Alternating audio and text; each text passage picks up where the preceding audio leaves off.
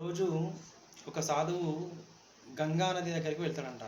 అక్కడ ఎంతోమంది స్నానాలు చేస్తూ ఉంటారంట. అయితే అప్పుడు ఆ సాధువు గంగా నదిని చూసి ఈ విధంగా అడుగుతాడంట.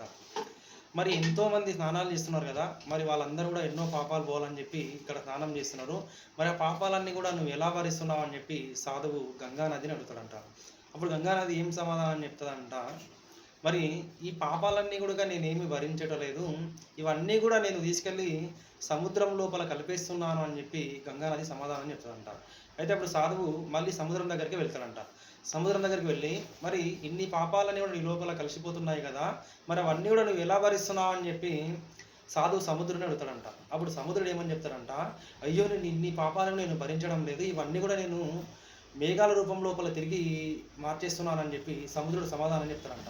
అయితే సాధువు ఏమంటాడంట, మేఘాలకు ఎంత కష్టం వచ్చింది గదా అని జెప్పి మేఘాల దగ్గరికి వెళ్ళి ఈ విధంగా అడుగుతాడంట. మేఘాలారా మీరు ఇంత బరువు ఎలా మోస్తున్నారు? ఇన్ని పాపాలు ఎలా భరిస్తున్నారు? అని జెప్పి మేఘాలకు సాధువు అడుగుతాడంట. అయితే అప్పుడు మేఘాలు ఏమని చెప్తాయంట, అయ్యో! అంత బరువు అన్ని పాపాలు మేము భరించలేమండి. అవన్నీ గూడా మళ్ళీ వర్షం రూపంలో మీ వైపే కురిపిస్తున్నాము అని జెప్పి సమాధానం చెప్తాయంట. కాబట్టి మనం చేసిన కర్మ మనము తప్పకుండా అనుభవించక తప్పదు. కాబట్టి కర్మ అనేది మనం ఏం చేసినా తప్పకుండా అనుభవించాల్సిందే. కాబట్టి మనము చేసేటప్పుడే మంచి కర్మలు చేయాలని చెప్పి మనకు ఈ కథ ద్వారా తెలుసుకోవచ్చు. కాబట్టి మనము ధర్మం వైపు నడిస్తే మన జీవితం ఎప్పుడు కూడా ధర్మ మార్గం లోపల ఉంటుంది. కాబట్టి కర్మ అనేది ఎవ్వరు కూడా తప్పించుకోలేరు. చేసేటప్పుడే ఆలోచించి కర్మ చేయాలని చెప్పి మనకు ఈ చిన్న కథ చెప్తుంది.